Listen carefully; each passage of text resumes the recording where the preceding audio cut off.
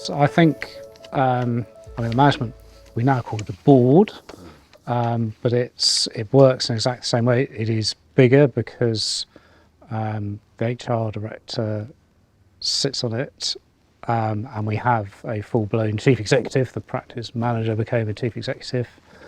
And I think as the firm has got bigger and ironically partners have got busier, I think it's fair to say the board and the chief executive make more decisions. More decisions have drifted our way, if only because they have to be made much more quickly. But we're still very clear that the board has to report to partners quarterly, which they do, and a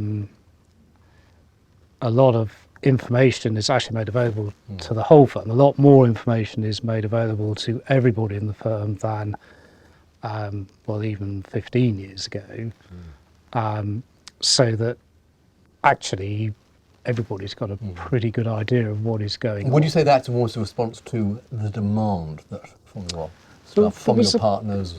Well, there was no, actually, that really came from my experience outside the firm, where because I was involved with the Ministry of Defence, which decided to go for investors in people, and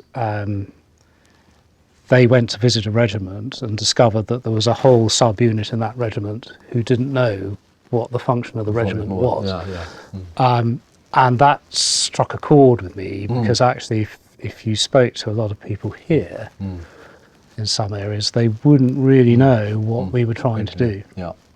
And so obviously, having told them what you're trying to do, you have to tell them whether you're achieving it or not. So that there was a certain amount of demand for it, but actually I think it took a while for people to get used to it.